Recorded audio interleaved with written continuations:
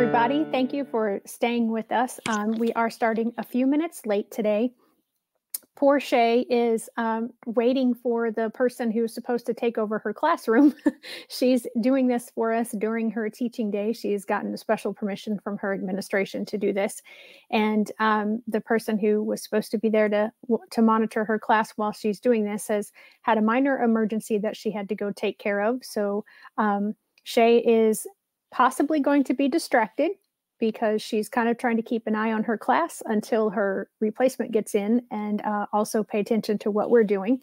So as you all know, that watch, #NoLimits, is about limits that are placed on people that they have bust through those limits, and Shay is definitely one of those people. She was on with us back in September, and she told us then that she has dyslexia and ADHD, and that she grew up at the time when the federal special education law was at its infancy stages. And she talked about some of the difficulties about that and about growing up with her learning differences. And we made it all the way through her college, and how it wasn't until she was close to being finished with college that she realized and was diagnosed with her learning differences. So today we're going to talk about what her life has been like as an adult with those learning differences, specifically what it has been for her as a teacher. And then finally, we'll just wrap up with what she is able to do for her students now as a special education teacher because of things that she has learned. So Shay, thanks for joining us. And I hope that your classroom substitute shows up any second now so that you can relax, because I know being a teacher, it's difficult to leave your class alone. So how are you doing today other than that? Oh, I'm doing great. Good. So like I said, we made it all the way through your college days. So tell me what it was like wrapping up college, getting out on your own. Okay, good. Getting out on your own, what sort of challenges, if any, did you face? Well, in college, it was very difficult not having, let me go shut the door. Sorry, live.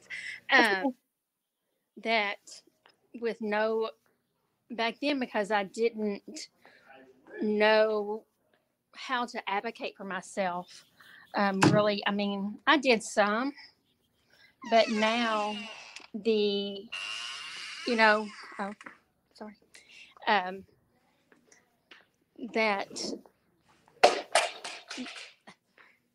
sorry. It's okay. That advocating for myself, I had friends that would help me take notes because I have auditory processing disorder, which is I hear, but what goes in my ears or what goes in my brain doesn't come out. So if I'm hearing something like notes or information, I can't put it on paper. So auditorial, it doesn't seem. So like if a professor or teacher or anybody, that what goes in, like taking notes was my major struggle in college, and not really knowing how to deal with it. It was so frustrating. And a lot of times, it's still frustrating, like to be in meetings and as a teacher, because we're expected to know how to spell, and we're expected to be able to take notes, and we're expected to be able to write, and expected to know how to read and write, and as a teacher, and it is very frustrating. And but I've come across, those barriers, and I still struggle as today, even as of today. But, in college, finding people to help me with those notes. And, but a lot of times I didn't have people to help me. And I think that was a big struggle, not being able to take notes, because that's such a thing in college. Right. And being able to write papers. Writing papers was a struggle. We had and that was a big thing before spell and check. Mm-hmm. Now there's spell check and there's grammar check, and with being dyslexic, sometimes I don't even get close enough. Even now, I mean, used to I wouldn't even get close enough, even if there was a spell check, to get even close to what it was, Right. And so the spell check wouldn't pick up, or because it was so new. And back then, they did have a dragon, like you would speak into it and it would type. So text to speech, or speech, or Yeah, speech to text. Yeah, speech to text, yeah. And I finally got that maybe into my junior year of, and it was so, my dialect, and I'm so, Right. and I had speech all the way until I was like 6th grade. So that's another thing with speech to text back then. Now it's learned your voice better, but back then it didn't. And so that was very frustrating when you spoke into it. It would be all jumbled up.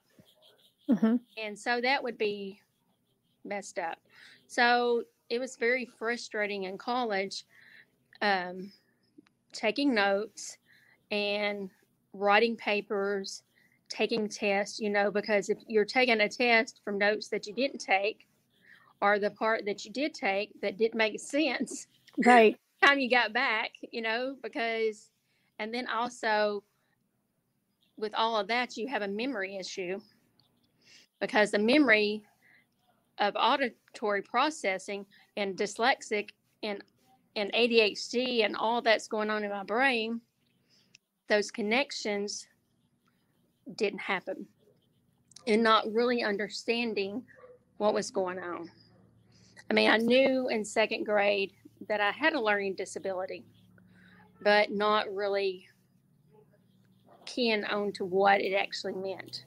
And I think that's where as a teacher is to make sure students understand, and as a parent, making sure, as a parent advocate, to teach parents to make sure their student knows what it means to have a disability, understanding how they can advocate for themselves, and really understand what it means to have autism, what it means to have a learning disability.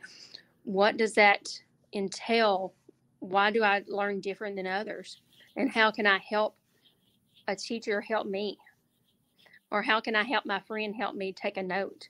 And so, like in college, that's what I had friends that helped me take notes, or they would take notes and I would copy them. So when I got into educational field, like in my junior year, I had a professor that did, I had somebody take notes, and then I would make copies of them on the school copier. And so also you have to think about learning to read other people's writing. Uh-huh. You have to figure that one out. Who are you going to use? Because, different fonts. That's another thing you have to think about. What font can you read? Like in today's society, there's so many different fonts. Mm-hmm. Back when I was in school, we didn't have Merriam, we just had one thing or whatever. But people writing, when I took notes, I had to figure out whose writing I could read. And so that was a different thing. But now it's a thing. And for my students, I tell them that I cannot read some fonts. Mm-hmm. And so I'm very upfront with them. And I can't read a smaller font, as an adult. So that's where I come to for students now, is to make them understand that they need to speak up for themselves. So then I went through college, and then I started teaching. I taught kindergarten, and that year I had 8 children with special needs. And then that's when I kind of figured out I really enjoyed that niche to help kids that struggled. And that was, so that's when my path started on special needs and learning differences. And so that's kind of where I started in special ed. So did you have a degree? Was your teaching degree in special education, or you had general education and then you got this job and then went back and got extra certifications? Okay. Yeah. So my undergrad is in elementary ed, early childhood. So I student taught in kindergarten, and then I taught in 4th, 5th, and 6th. And I have some hours in math because I always liked math because I was good in math. And that's a lot of times with LD, you're good in one area. Not always, but sometimes. Like I was extremely high in math, and but low in reading and writing. So, and it's still like that today. I just get math, and that's the part of the brain different than the reading and writing. Right. But so I'm going to stop you for a little bit, let you take a breath. That's good. So some of the things that you have mentioned, I struggled a little bit in college, and on the opposite, math was the difficult subject for me, where the English and the writing and that sort of those subjects came quite easily to me. But I remember the amount that I struggled, and when I think about that amount compared to all the things that you just mentioned that you went through in order to get through high school and grade school, and then you chose to continue your education and go through college, and then you had a whole new set of troubles to overcome. You were very inspiring to me. Thank you. Because I know, I don't know that if I had to struggle that much that I would have continued on. And the fact that you have found ways to get your brain to understand the world around you. Some of the things that you said were that you struggled with writing, especially, and that you're not a good reader, you couldn't read. And we, I think, as teachers, have a really bad habit of saying that someone can't do something when in reality they can. It's just maybe the pace that they do it is not grade level, or the fluency is not grade level, or the comprehension is not grade level. And so I'm trying to help people understand that to say somebody can't read or they can't write is incorrect. Right. In most of the cases, yes, there are those who truly cannot physically write because of various reasons. And those that we do not hear read orally, but I'm still not 100% sure that even the ones that are nonverbal can't read. Right. Yeah.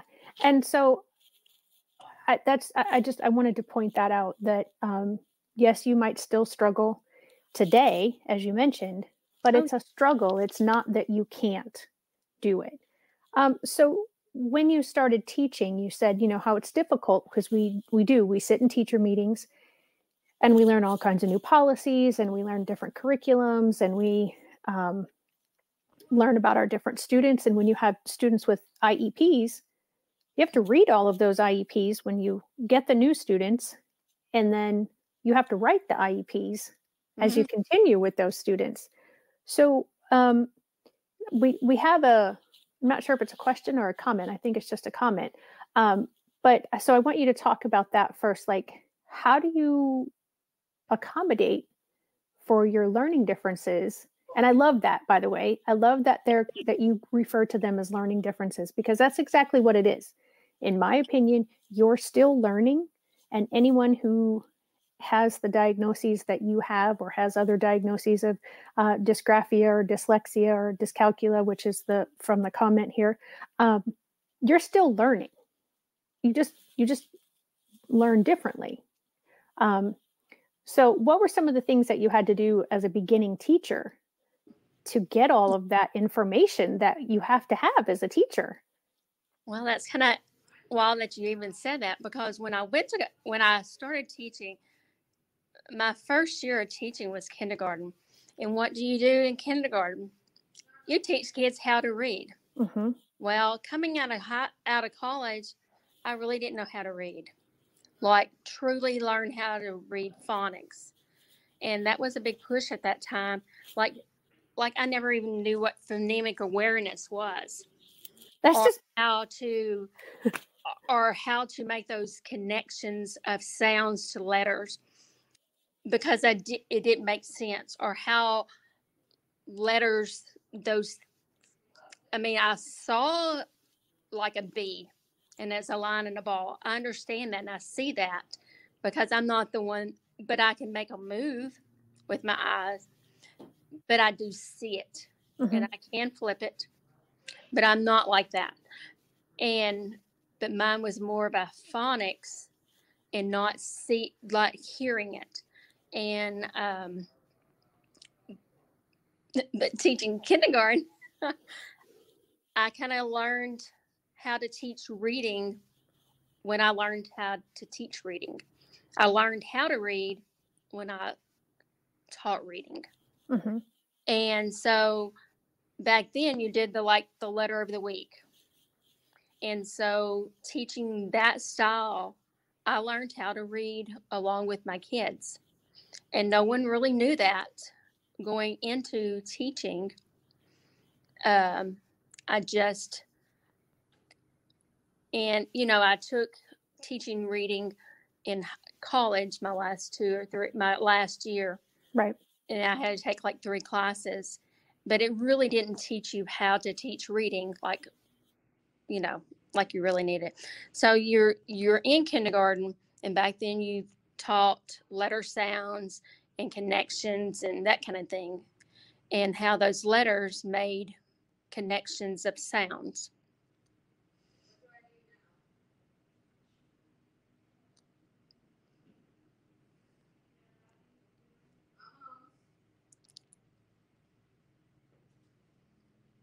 Are you still there? I think we lost you.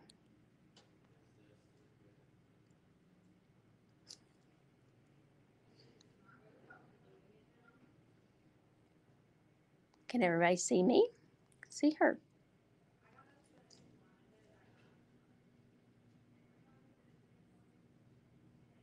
Okay, I'm going to keep talking. I don't know if you can see me or her. I'll keep talking. She must have lost, but I'll keep talking. So teaching reading was, I learned to connect with that facet of reading. So teaching kids that didn't know their letters how to connect that. So teaching reading and writing in a kindergarten classroom is where I learned the basics of how reading was so important. Then I took writing, which I, was not a good writer. And then in kindergarten, I took that piece and went ahead and went beyond that. So then I went into college. Hi. Apparently I left. Sorry about that. Yeah, I was just like, kept on going. I stopped for a few minutes. I don't know if people saw you or me or nobody. I don't know. I don't know. Okay. Well, thank God you're still here. Thank you for continuing without me. I don't know what happened. Kindergarten and reading. I Yeah. guess that's good. Might be a little weird, but oh well. Nothing unusual. Nothing unusual for me, but so so now we're talking about kindergarten and reading. So that's where I learned how to teach reading. And then now I'm gonna figure out where I was. Sorry. Oh, where I learned how to read is in kindergarten. Not me in kindergarten, but me teaching kindergarten. Right. So that's where the facet of teaching kindergarten. And then, so what was your question now? Let's recap what your question was. So I had asked you the kinds of things that you had to do as a beginning teacher, Oh, that's right. because as a special education teacher, you get all these IEPs that you have to read. But as a first year teacher, you were in a kindergarten classroom. You still had to figure out the curriculum. You still had to figure out, lesson plans and how to come up with those. And I want to just take a moment because I don't think people realize what teachers are taught when we're going through college to learn to be teachers. Nope. We often don't get a lot of strategies. Right. We're taught a lot of philosophies, a lot of the underlying, why we do what we do. But as far as, and my college was a long time ago, so Mine too. I hope that this is different now. But as far as how to manage classrooms, how to teach certain styles of things, a lot of that is figuring it out on the job because Right. every student is different, every classroom is different. So there are a lot of things that we learn, but a lot of things that we still need to learn and be willing to learn once we're in the classroom. Right. So finish that, and then I was wanting to get to the comment that we had. Okay. So being the first year teacher in the classroom, learning, understanding, but the facet of teaching reading and learning. I did know how to read, not saying, but understanding reading. And that's two different things there. Mm-hmm.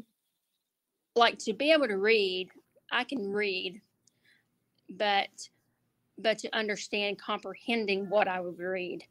And that's the different things. Kids can read, but comprehension is the different piece there. And my comprehension was such at a lower stage of even as an adult, when I first started teaching. I could understand kindergarten, but understanding those sounds and stuff, that was such a big piece there that was so exciting that it finally made sense that I was able to teach reading. I loved it and it was like so exciting. So that's where I started realizing I wanted to teach special ed. So that kind of started me on my role of being a special ed teacher. So I taught for I guess 2-3 years, I guess. And then that's where I decided to get my master's. And I got my master's in special ed. And again, that you would put yourself through all of that, all of the hurdles and all of the accommodations that you had to make for yourself, because nobody was making them for you at the college level. You have to do that all on your own. You might get some guidance, especially now. Colleges are better about that sort of thing. But can you recall how much time you put in to your studies? Oh, it was I had a social life, but, sometimes it was, I guess, as I look back, sometimes I would fail so much.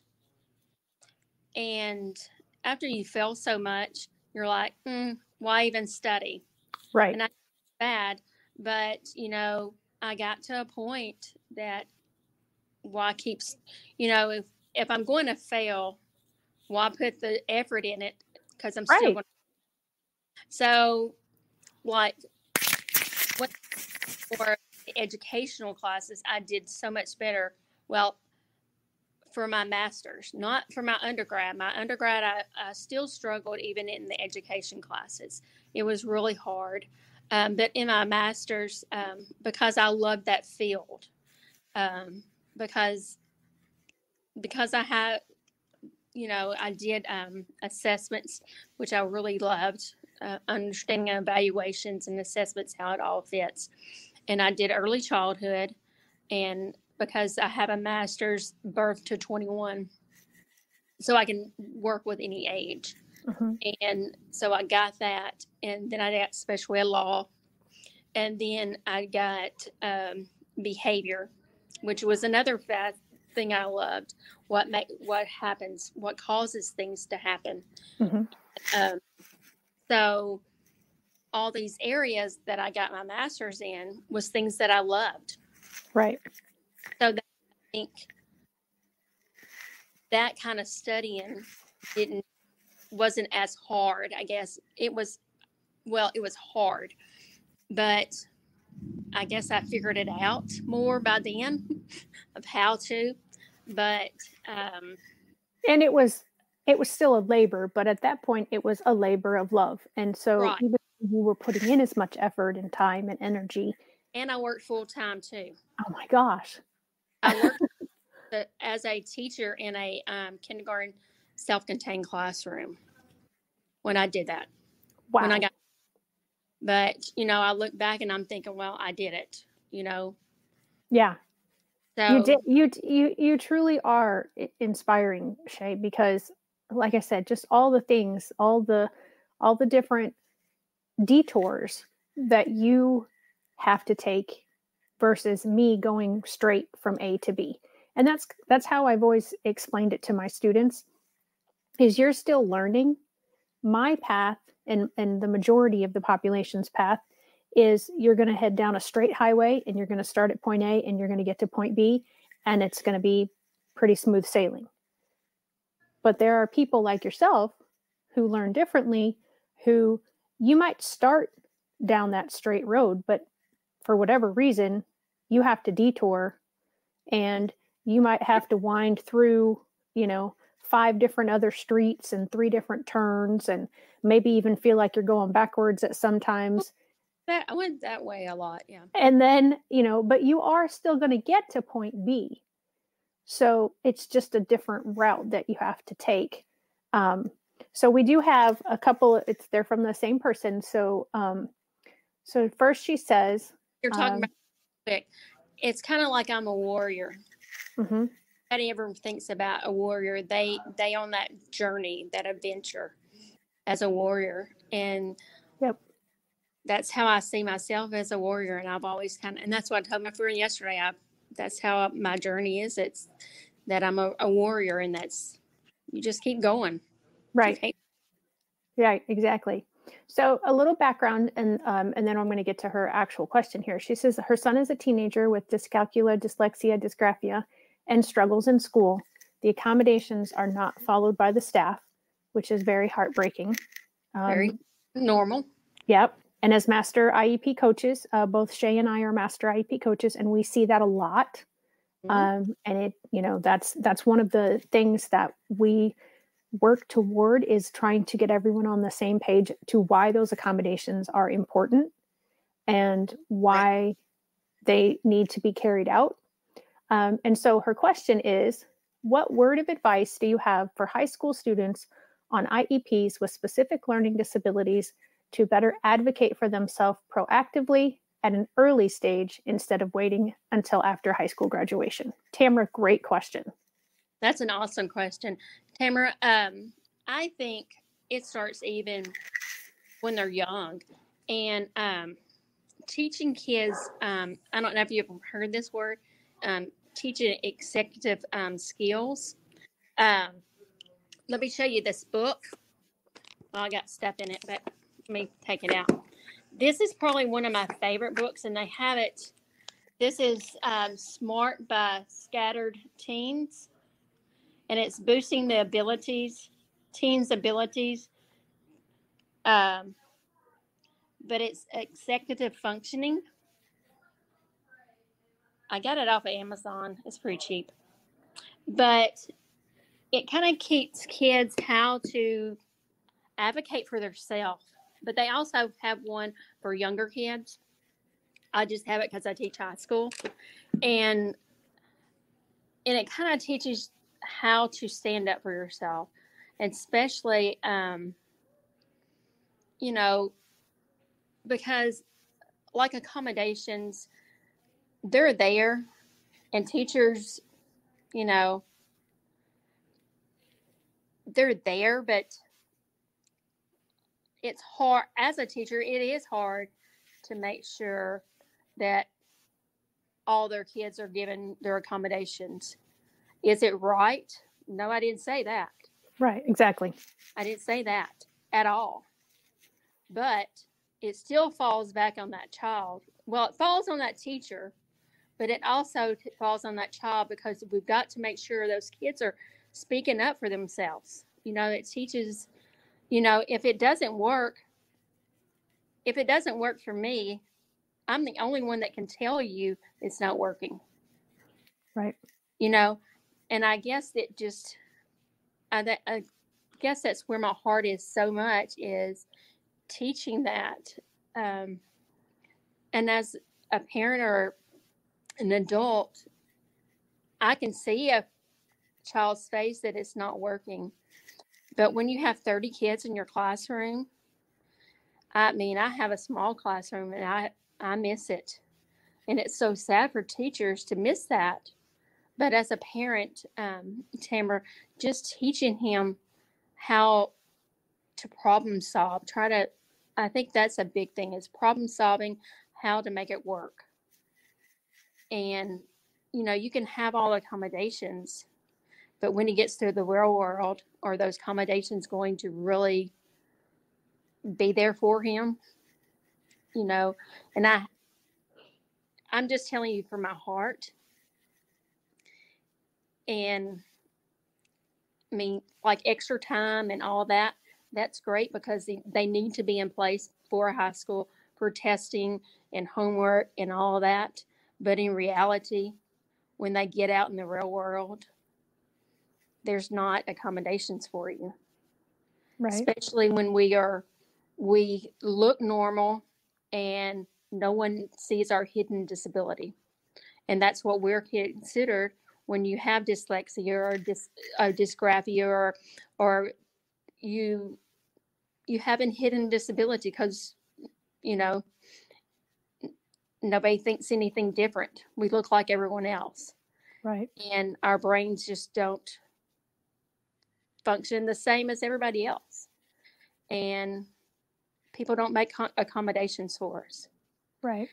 And so Shae, I just want to tell you that, in case you hadn't seen this, she had popped this up earlier, that indeed you are inspiring. You are amazing. So I wanted to pass that along to you. And then she also says, and I don't know if this was the author of the book maybe that you shared, or I'm not sure who Peg Dawson is. Yes. So she says, Peg Dawson is amazing. She lives in the neighboring state. I'm going to give a suggestion, and Shae, you tell me if you think this would work or be a good thing, because I've only ever taught elementary.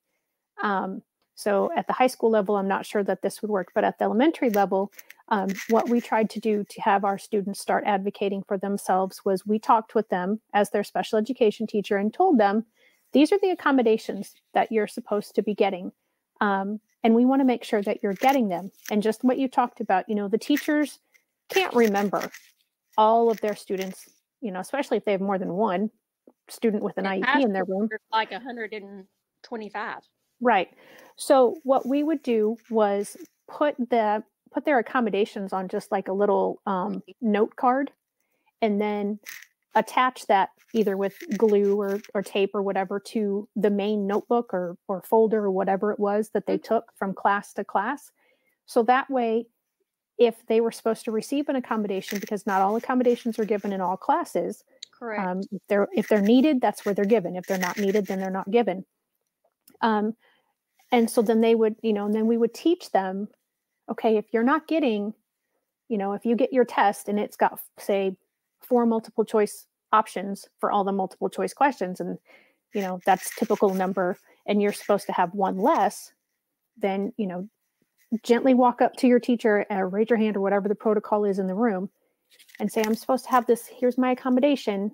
That's an amazing way to do it. Mm-hmm. Can you please cross one out of each of these, or whatever, and not come at the student. I mean, not come at the teacher like, hey, you didn't do this and I'm supposed to get this. That's not cool. And that's not going to work in high school for sure, because they don't want to be called out. Right. And that's very discreet. In high school, they want to be discreet. Right. They don't want to be different. So good. I'm glad to know that would work at high school level. I think that would be an amazing way to do that, because you could have your notebook, because you have a binder most of the time, and that would be a perfect way. I like that. Yeah. And I teach it, but I teach at a special ed school. Mm-hmm. So all of them are accommodated. So I don't think, because I have never taught at a public high school. I teach at a private special ed high school, so junior high school. So they're already accommodated for. So I just don't think that way, I guess. Yeah. Well, and I mean, even sometimes because somebody might have a very specific accommodation that, because like you talked about the extra time, that seemed to be, if anybody was going to have an accommodation, that was almost always given. But say they had, I don't know, something obscure like a slant board or a handwriting tool or something. You may not remember that because you're giving extra time to everybody in the class, but you forgot, oh yeah, this one person needs the slant board. So even I think in your situation, it would be helpful and useful. And one of the other reasons that we taught our students to understand what their accommodations were is because, like you mentioned before, only they know if it's working. So there's no point in writing accommodations in if they're not working for the students. Correct. So if the student knows they're supposed to get extra time or they're supposed to be in a setting with less distractions, small groups, but they're fine within the larger group, then take that accommodation out. Don't force something on them, because if it's in there, it's supposed to be happening. Correct. So by law, I mean, right. And that's another thing. Don't just have an accommodation if it's not working. Mm-hmm. That's adding isolation to that child, especially when they get to junior high school. If it haven't used it in elementary and you just kind of throw it on them, they're going to be like, what? I'm not doing that, Yeah. And that's just another a great example of this one is preferential seating. Mm-hmm. And that happens a lot in elementary. And used to, that meant like the front of the room. And that does not whatsoever mean the front of the room. That means wherever that best fits that child. Right. If that means at the back of the room with no distractions, that's what it means. So, somehow or another, wherever that ever happened, that does not, I mean, if you have an ADHD distracted child right by the door, that is not where that child needs to be. Right. No, they're not going to pay attention right there. Right. So as a teacher, you got to figure out where is preferential seating, Right. I've been having it written into some of the IEPs that I've helped with this year, because it can be different for each class too, each different subject, so just to say preferential seating, like you said, most teachers assume that means in the front, maybe in the middle, of the classroom. But if there's a whiteboard on one wall and a electronic or smart board on the other wall, where do you teach most often? So you have to think about that. If it's a classroom where there's going to be a lot of moving around, like you said, where's the best place? So if you can get those things explained out in the IEP, that way, and again, it's a nice reminder if you have something like that written in your notebook or your folder. Say that again. I said the more detail in accommodation is better. Right. Yeah. So Tamara, you're welcome for the idea. A checklist would be a good idea, I think, as well. And so, and then she says, all the accommodations in the IEP are great, but they are not used. I will print them on a card and place them in my son's desk because he does remote learning. Absolutely. You are absolutely welcome, Tamara. I'm glad that I can help you. And yeah, if you have questions, you know, talk to your staff, talk to your IEP team, and say, you know, how can I do this? What can we do to help him get the appropriate education he's supposed to be receiving, even during remote learning? Correct. Because he's still supposed to get those no matter what. Right. Yeah. And I've seen some modifications of the modifications and accommodations during remote learning because some things aren't as easily done or maybe not even necessary. I mean, in remote learning, do you need preferential seating? You're probably already going to be there, so you don't necessarily need to have that written down. But you know, again, just knowing that sort of stuff ahead of time. So Shae, what kind of things? We have about 20 minutes, less than 20 minutes before we have to wrap up. So what kind of things do you find that you do with your students now that you wish you would have had when you were in high school, and B, that you have seen really helped your students? Okay. So what I wish, let me think. I think what I wish that I would have had somebody really explain what my disability was. Like, what does it mean to be, I mean, I didn't know that I was dyslexic until I was, you know, in college. And I didn't understand that I had that, you know, until I got my master's. And my ADHD, I didn't know that part either.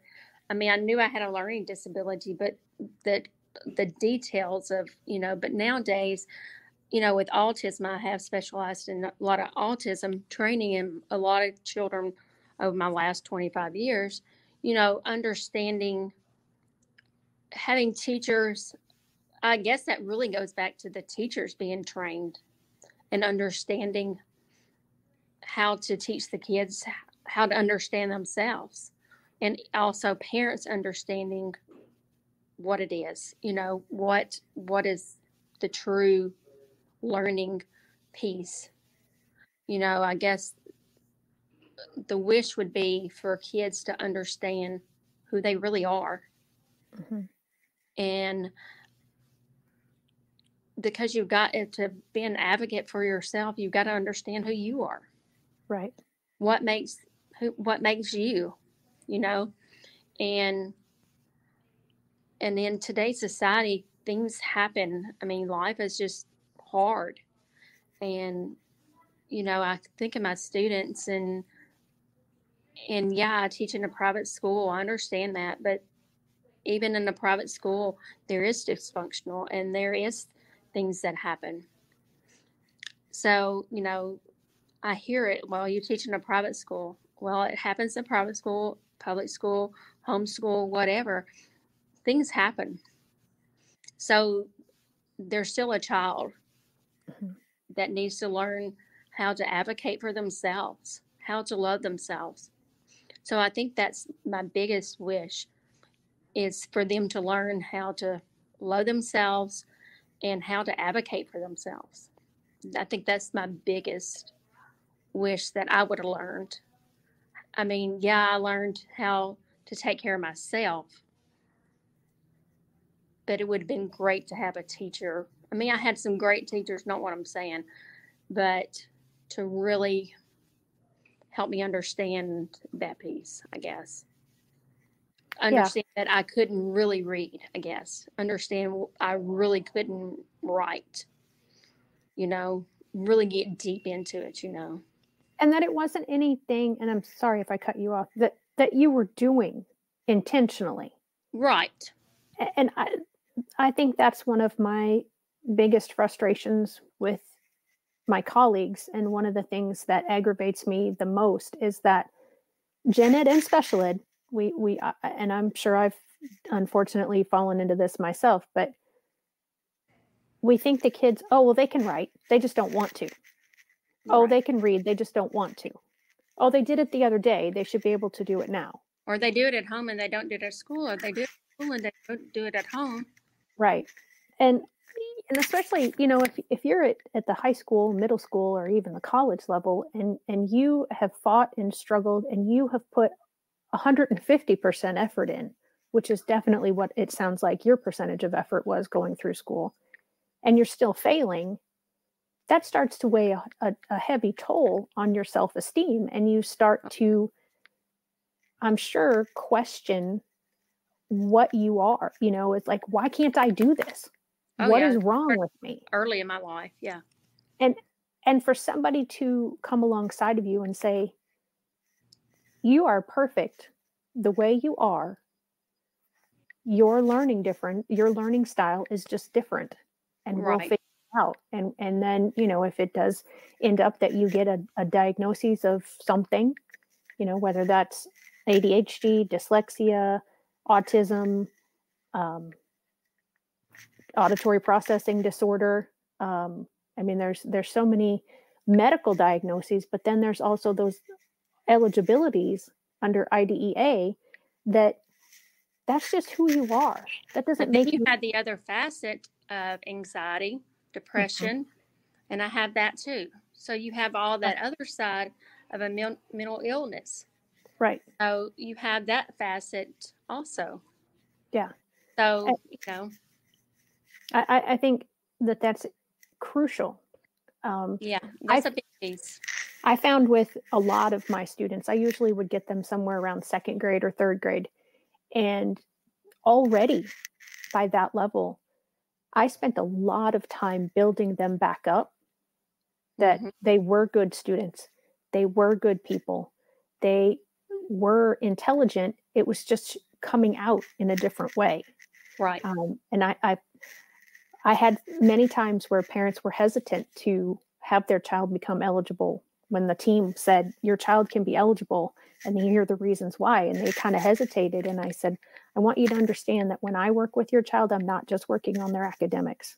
Right. I'm working on the child as a whole person, because that child to me is a child first. Right. And that, there's all kinds of science behind when you have positive emotions and positive feelings, and you're feeling good about yourself, and you're calm, and lots of other things, that your brain works better. It learns better.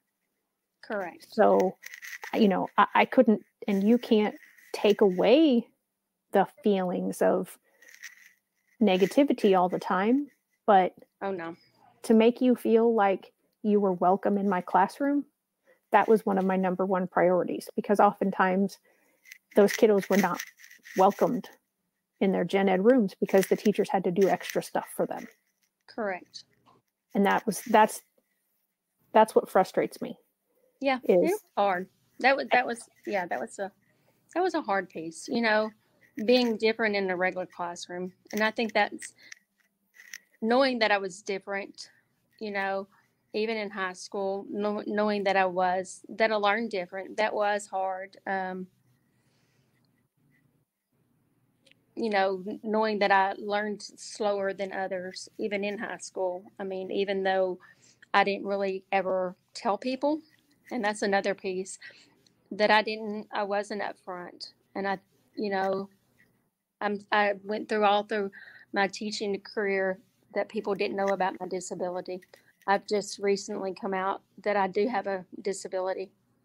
And that's, I just didn't let people know. Yeah. And I can only, I've had anxiety since I was sophomore in high school or so, and I didn't really talk about it then. In fact, it was so bad that I was out of school for several months in high school, and nobody knew why. Wasn't something I shared, and we have to get better about that in our society. Right. I want to share this with you. Okay. Shae, you are an inspiration. Nothing is accomplished without sweat and tears, but what doesn't kill you makes you stronger. Thank you so much for sharing your beautiful story, Shae. And thank you, Shelley, for inviting Shae to share her journey. Ooh, there's a lot of sh in there. I'm glad I got those all out without making any mistakes. Tamara, it's been my pleasure to get to know Shae. She and I met this past summer at the Master IEP Coach Conference, and she is so fun and she is such an inspiration. And I'm so happy that she was able to join us again today. Like I said at the beginning, she had been on in September, and there's so much to her story that we just didn't get through all of it. So Shae, I just want you to, if there's anything else that you want to say to wrap up our time together today. I would just say, don't put yourself in limits, and parents, just don't put limits. Never say you can't. Always say not yet. Yeah, that's beautiful. That's absolutely beautiful. Well, I do thank you, and thank you, Tamara, for joining us and for your comments and questions today. Next week, there will not be a hashtag No Limits live. I will put a link into one of the earliest episodes that I've done, but I am an election judge, so I will be working the election next Tuesday. I don't think they would be real happy if I just took a time out in the middle and said, sorry, we're going to do hashtag No Limits today right now. But I will be back on November the 10th. With Early Head Start Director, Shalise Zerlini. She is I should say that like she's the big person. She's the person in my area. But she will be talking about Early Head Start and what it does. And this week, Friday, 1 o'clock normal time, will be Friday with Fran. Not really sure what we're going to talk about with Fran. Never really sure lately until we pop on. We usually figure something out. But if there is suggestions or anything that you would like to hear about from Fran and I, we enjoy talking about special education things. Last week we talked about transition. We may continue that conversation this week because there was a lot we didn't really get discussed, but I make no promises. So again, thank you for being with us. I am Shelley Keno. Oh, Shae, I forgot this time. I'm getting really bad about this. If people wanted to follow, if Tamara wanted to follow you, how would she go about doing that? How can she find you? Oh, she can look for me on Instagram or she can look on Facebook. Okay. Shae Spears 4, like the number 4U at gmail.com is my email. Awesome. Great. Thank you so much. This is Shae and Shelley, and we've had a great time today in our discussion. Thank you so much for joining us, and we appreciate you being here. We're making the world better for all, one IEP at a time.